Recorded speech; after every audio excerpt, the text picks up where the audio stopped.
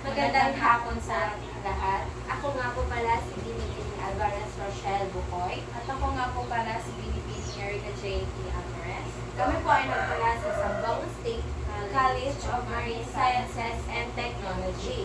So, ngayon, bago tayo dadako sa aming tatalakayin, maaari pa ba namin kayong magsitayo o tayong lahat upang magdasal?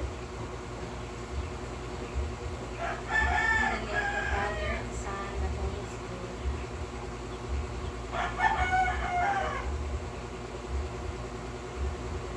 Lord, sana ang aming tatalakayin ngayon ay magawa ng maayos at nais ko namin sa pagtagumpay ang aktibidad ng Father, Son. Bago po kayo uupo, ay may gagawin muna tayong energizer. So, ang larong ito ay paa, tuhod, balikat, ulo. Alam nyo naman po ba yun, di ba? Alam nyo po yun, di ba? Pero, may may plot twist. Kung saan, ito yung magiging paa, tuhod, balikat, ulo. Tapos, kung sino ang ma-out, syempre, uupo na. Tapos, kung nanalo ay may premyo. Ngayon po ay, kung sasabihin namin paa, ituturo nyo yung ulo. 1, 2, 3, go. Paa. Okay. Try lang po. Try lang. Try. Paa. Balikat. Ulo. Tuhod. Paa. Okay, na-out si Binibini Christine. So, ngayon po ay nanalo si Binibini. Ate, pamiliin. Magsiupo na po tayo.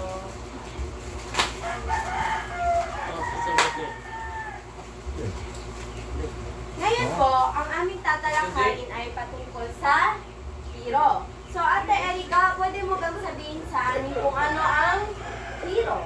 Ang HERO o Higher Level Education Readiness Orientation, ito yung programang gumagabay sa mga kabataan upang makamit ang kanilang pangarap. So, Binibining Rochelle, ano nga po pala ang POY? So, ang POY po ay Pathway Orientation for the Youth. So, ito po ang POY or Pathway Orientation for the Youth. Ito po ay mga programa o aktibidades upang mag-guide yung mga kabataan sa mga interes nila, sa mga kakayahan, o sa landas ba para sa kanilang edukasyon at karera. Ngayon po ay dadako po tayo sa mga misyon na kung saan tatalakayin ni Binibining Alvarez Erica.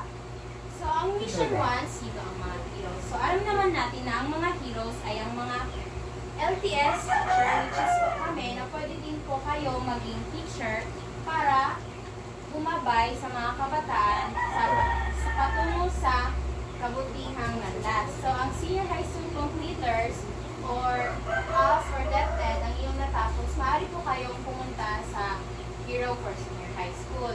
So, ang Go to TVEd, maaari po kayong pumunta sa HERO for Upskilling and Multiskilling. So, kapag natapos na po ng TVEd completers or NC holders, maaari na po kayong pumunta sa higher level dito sa HERO for Upskilling and Multiskilling. So, ano nga ba yung upskilling? Yung upskilling, ito po yung kagustuhan nyo ng bagong skills. Halimbawa nito is yung teacher at estudyante. Halimbawa, nag-part-time job ka habang nag-aaral. So, ito yung mga upskilling. Ang multi-skilling naman ay mga kakayahan ng nais mong tahaki. Halimbawa, nag-bread and pastry ka at saka nag-automotive gaya ng mga sa TGL, sa senior high school, yan yung multi-skilling. So, dito sa mga high school graduate, formal senior high school o senior high school, maaari din po silang pumunta sa college or magpatuloy sa HERO for Upskilling and Multiskilling. So, yun po ang mission. Ngayon ay dadako tayo sa mission 2. lahat po, para sa karagdagang kaalaman, ang formal senior high school po ay kami na parang pumapasok ng full week sa eskwelahan. While ang ALS senior high school naman po ay ito yung mga 1 times a week lang sila pumapasok sa paaralan. Yes po.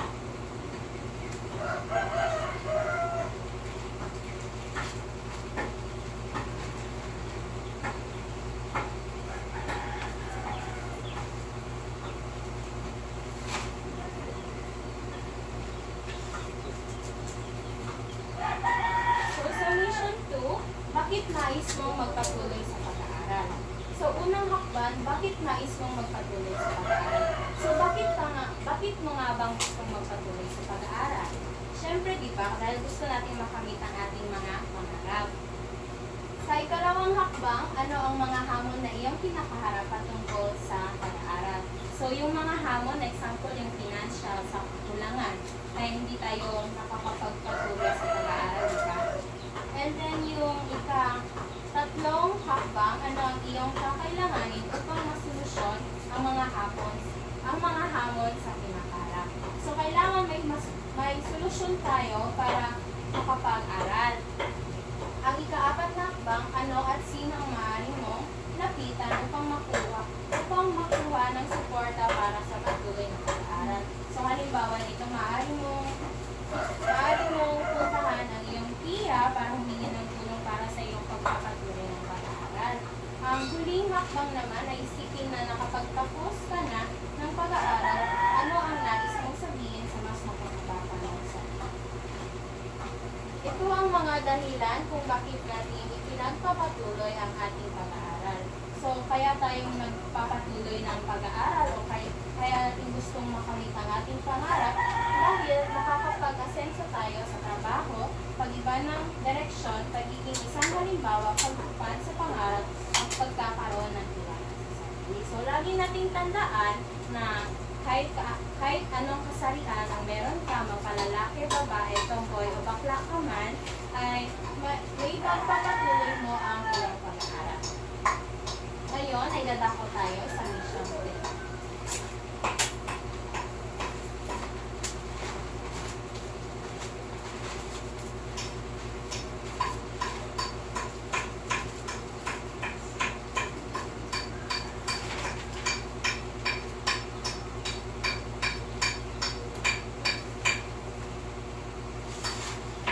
So, ang mission 3, paano mo mababayaran ang iyong pag-aaral?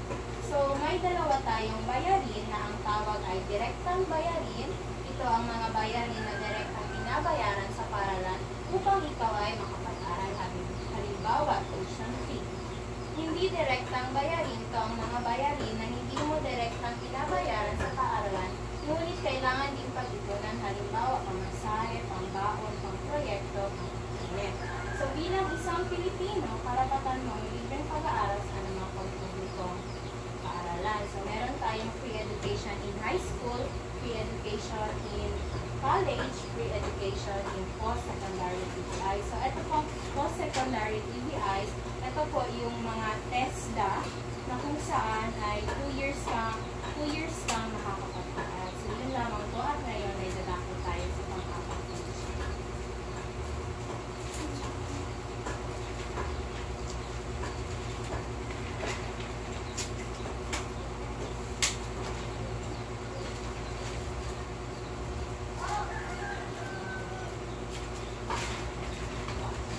Po ay dadako tayo sa ika-4 na misyon.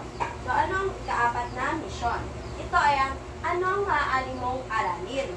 So, sa senior high, iba ang kagaya ng sinabi ko kanina. Ang formal is ito yung mga estudyante na pumapasok sa paaralan ng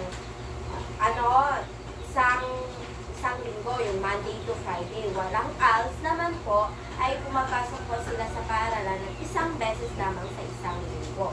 So, formal elementary, grade 4 to 6, kapag nakapagtapos ka na dito, yung formal to high, yung formal na students, ay maaari silang mag-proceed sa formal junior high school o hindi naman sa ALS na junior high school. Sa ALS naman po, kapag nakapag-graduate sila sa ALS ng elementary, maaari sila makapagpunta sa formal na junior high school kasi nga po, nakapagtapos sila sa elementary.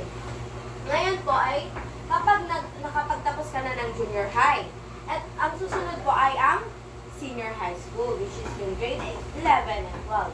Kapag dito po ay nakapagtapos ka na po dito, maaari ka rin kung nag-stop ka or what, maaari kang pumunta sa ALS.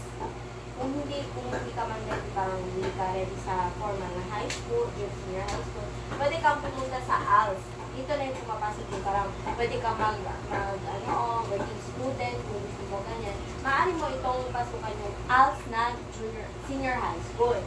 So sa TVET naman, ito yung Technical Vocational Education and Training.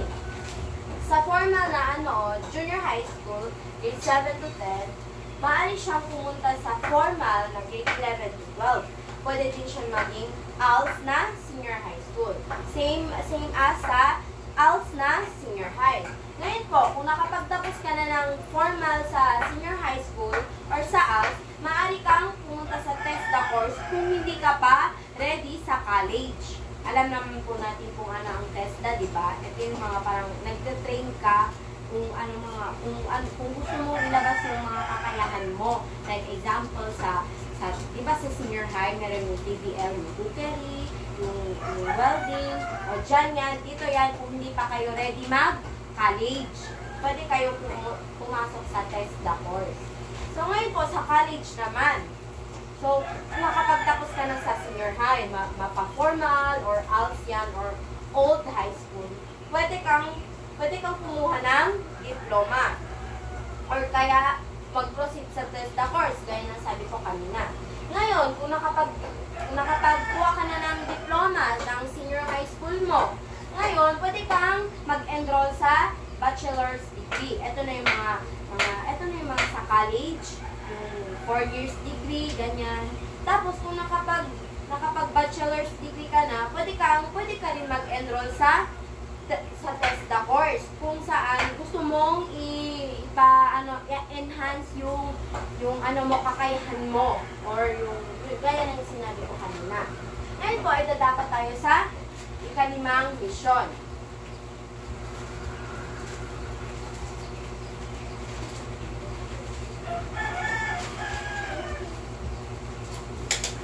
So, ano ang nilalaman ng mission 5? Ito ba ay saan ka ba pwedeng mag-aral?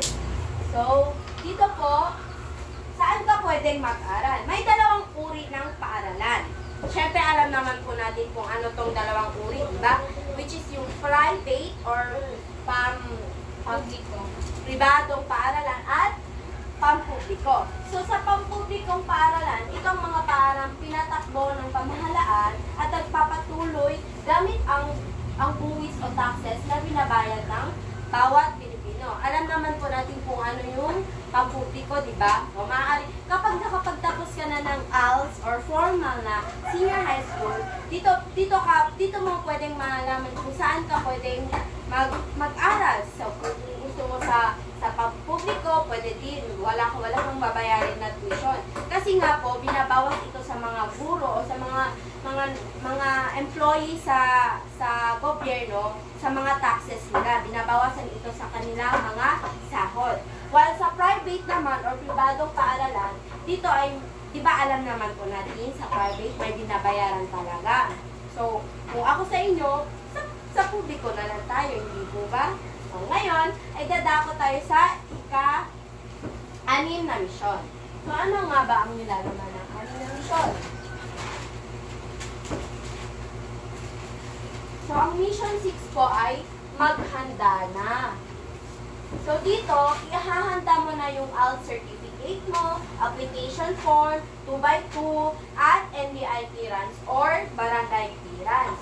So, yun na, tapos ka na, nakapagbili ka na kung saan mo gustong mag-aral, sa pribado ba, or sa pampubliko. Tapos, lahat na, tapos ka na sa ALS. Ngayon, ihahanda mo na ang ALS certificate mo, ang application form, at 2x2, at NBI clearance, upang doon na makapag-enroll ka na sa TESDA kung anong gusto mong kurso or kung gusto mo ba mag-proceed sa TESDA muna bago ka mag-college. Naintindihan po? So, yun lamang po at maraming salamat.